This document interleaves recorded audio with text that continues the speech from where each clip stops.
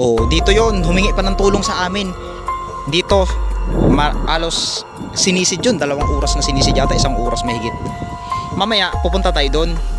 Kaso may nagde-date pa. Uy, ano yun? Gagi, ano to? Uy! Grabe ba? Dito. Ganito na ba talaga ka, ano? Kaya pala pag dumadaan ako dito pag gabi, lagi may umuwi.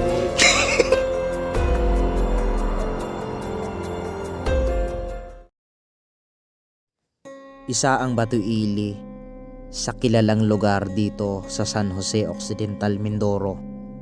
Maraming turista ang dumadayo dito taon-taon at marami rin gustong makarating dito at masaksihan ang ganda ng lugar na ito. Subalit alam nyo ba, sa likod ng napakagandang lugar na ito ay isang masalimuot na pangyayari ang naganap. Ayon sa kwento ng iilan na taga rito, taon-taon daw may kinukuha ang ilog na ito. At hanggang sa ngayon ay hindi pa alam kung ano nga ba ang misteryo na bumabalot dito sa ilog na ito. Ako si Mr. Kalahi at samahan nyo akong libutin at tuklasin ang nakatagong misteryo sa lugar na ito. Kasama ko si Dudong. Tara, samahan nyo kami. So guys, nandito kami ngayon sa Batuili. Ayan, kung saan pupunta tayo sa bato na misteryoso, dahil alam nyo ba na ang bato na ito ay may namatay na. Marami nang nagbuwis ng buhay dito sa bato na ito. Kaya ngayong araw ay puntahan natin yung bato na yon. Ipakita ko rin sa inyo, ikikwento ko rin sa inyo kung anong nangyari. So isa rin ako sa nakasaksi kung paano nga ba na lunod yung babae na yon. So ito, medyo hapon na kami pumunta dahil pag maraming tao medyo disturbing kasi, no? So tara, dito tayo magdaan. Ha? Sabay may namatay dito. Ay, yung may namatay dun sa kabila. Pwede natin siguro puntahan yun. Oo, puntahan natin. Kaya ba, no? Ang alam ko dito, may lagusan ko dito. Oo. Lagusan ng... Ito, lagusan papuntang ano ito dun sa kabila. Dun sa ano. Ito may butas talaga ito. Butas sa kanila. Oo. So, natabunan lang ng daan. Tara, punta natin yun. Ganda, oh. So may mga naliligo din dito. So yung mga naliligo na yan, hindi namin alam kung mga taga saan sila, pero madalas nang pumupunta dito sa iba-ibang lugar talaga. Kasi dinadayo talaga ito ng lugar, ang lugar na ito, no? Madalas, pansin mo, no? Ang daming dumadayo dito. Araw-araw, minsan, pero madalas dito kapag linggo. Madalas linggo, kadami. Lagi talaga ako nandito. Punong-puno dito. Nakikita ko kasi. Pero ngayon, puntahan natin yung pinaglunuran ng babae. Doon ba sa kabila yun? Sa kabila yun. Tara, punta natin. Tignan natin kung ganun pa rin yung itsura niya. Tara. Lamig dito, no? Dito, pwede kang dumaan dito yata. Ito, oh. May daanan dito. Pero tignan din natin dito.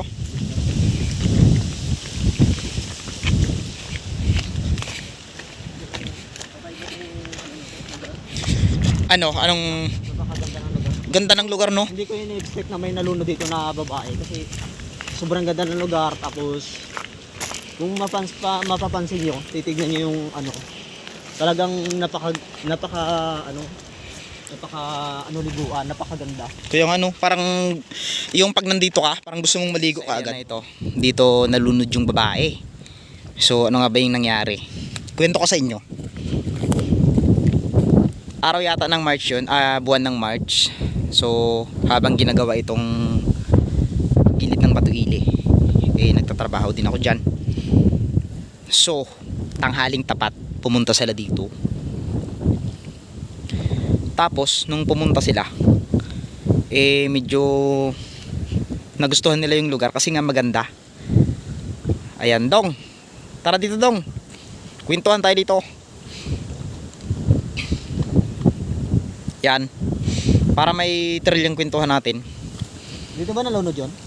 Ito, naalala ko dati nung tanghaling tapat noon, nung tanghaling tapat, may pumunta ditong isang pamilya, naka-tricycle sila. Tapos dito sila naligo. Tignan mo naman kasing ganda ng lugar, di ba? Oo naman, napakaganda. Pero na dito, yan, kaya yun. Ang lalim niyan, kala mo. Sa kabila na yan, hindi ko alam kung saan banda siya nalunod. Dito ba sa likod na yan? Sa likod na yan. Oo. Ano kasi to, pinagbabawal talaga ng mga taga dito na anuhan to. Ay, kaya pala nung bagong taon, may nagabantay dito. Kasi Nung bagong taon. Ayaw nilang maulit na O taon-taon daw kasi. pag may maraming tao na naliligo, alam ko na ang buhat. Totoo naman talaga kasi yung Kapag yung mga graduating, yan, ganyan. graduating, lalo ngayon malapit ng graduation na naman. Pag mga graduation, yung mga estudyante din, di ba yung ano? Oo, estudyante yun. Ng, Grade 6 ba yun? Hindi alam ko. ko, graduating siya. Oo, dito yun. Humingi pa ng tulong sa amin. Dito, alos sinisid yun. 2 oras na sinisid yata. 1 oras mahigit. Pero hindi pa rin nakita. Hindi lumutang eh. Oo, hindi lumutang. Ay, sabihin nakainom ng ano?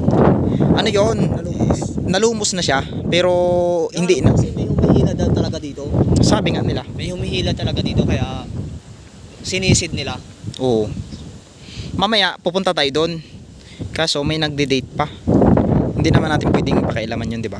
O siyempre, Privacy nila yun. sabihin nila. So guys, habang nagpa-vlog kami dalawa ni Dudong, may nagde-date doon ay hindi naman namin pwedeng puntahan yon. So ngayon kasi ang setup namin dahil maganda nga. So kung sino man yon, stay strong sa kanila, sana magtagal sila. No, sana magtagal sila. Ayan. Ayan. Laki. Napakalaki. Hindi mo akalain na may namatay na pala dito. Tsaka ngayon ko lang talaga Laki, tignan mo yung mga bato ning kalalaki oh. O pansinin mo yan, yung bato na yan. O yan. Yung baliti na yan dati, hindi pa ganyan yan. Maliit na nga yan ngayon eh. Oo, kasi nung para na napunta ako dito. Araw-araw ako nandito pero hanggang doon lang kasi ako eh. Ito. Oo, doon lang Diyos sa may Tsaka madalas kasi tignan mo, may nagpipicture doon. Puntahan ko sana, kaso baka malalim yan. Dito nagpapicture yung babae mismo. Sa lugar na yan. Hindi na natin banggitin yung pangalan, no? Kilala ko siya. na sa taga kasi na yun eh. O hindi na natin pwedeng sabihin yung pangalan nila kasi baka biglang may sa mga pupunta dito sa Batuili. Syempre, tulad ko na isa rin sa meron din naman tayong share sa kalikasan, no? Sana wag naman natin gawin tong ganito. Tulad niyan. Yan, mga kalat. Dami. Sobrang daming kalat, oh. Pansinin mo may mga bote ng alak pinambasag-basag na nila. 'Di ba? Ay oo. Pero tignan mo, daming mga kalat. Kalat. Grabe oh. Tingnan mo to, mga pinag-anuhan lang nila. Mga hero pa yan tapos kinukuha na. Daming kalat. Sana sa susunod, wag nilang anuhin yan. Wag nilang gawin kasi nga, yan, buti ng alak. Alak. Oh. Buti ng alak yan. Oh. Okay lang sana mag-picnic dito na yun. Yan, magluluto. Buti ng alak. Tignan mo to. Oh. Mga plastic ng plastic na yan. Pa. Hindi naman tama yan. Parang ang pangit naman kasi tignan. Ginawa ng tambakan. Grabe. Bote. Maganda tong place na to. Yan. Siguro yung kapag maga, maganda dito kasi yung sikat ng araw medyo tabon. Tabon talaga dito. Tabon. Tanghaling tapat, sobrang init dito. Maganda rin talaga dito. Oh, yun. Pwede ka magluto. Pag hapon, pwede kang tumambay dito. Ayun oh, tulad na to dong. Basag na. Gilid natin lang. Gilid natin dito. Uy, Uy, ano yun? gagi, ano to? Puta. Gagi. May natuklasan kami, guys. Uy! Grabe ba? Dito. Ganito na ba talaga ka Tingnan mo, may nag-delete dun eh. Grabe. Yun oh, okay. Baka naman. Dati ko, Kung makikita niyo to, oh. bikin naman. Okay lang sana pag eh. Okay lang sana yung mag-date. Pero yung ganito daw, Hindi, okay na yan. parang, Kakaiba guys oh. May natukla. Ilagay mo dyan. tignan mo. Tignan mo. Makikita nyo. Ganito ba talaga dito? Kakaiba ba? Oh? May itabi natin. Grabe. Itabi natin. Ibang klase ba? Yan. May mga pinagkalata na nga ng basyo ng coke. Yan. Tapos ito, mayroon pa dito. Ito yung natuklasan namin. Kaya pala may umiiyak na mga tiyanak dito eh. Kaya madalas may umiiyak na tiyanak dito kasi dahil dito sa kanila. Alam mo ba? Kaya pala pag dumadaan ako dito pag gabi, lagi may umuungol. Grabe ba? Kakaiba yung nakita natin. Medyo Kaya pala nagtataka ako, kada punta ko dito, pag umuwi ako ng gabi, talagang kala ko kasi bata lang yung umuungol. yung pala mayroon. Yung tiyanak, sabi ko parang kinakabahan ako, ganyan. Kala ko yung kaluluwa nung Babae. Oo. Kaluluwa ng babae umuungol. Yung kaluluwa ng babae umuungol? Kala ko nga kasi, pag mga alas 12 ng gabi, dumandaan ako dito. Oo. Kala ko yung kaluluwa ng babae, umuungol. Yung pala. Yun pala, grabe.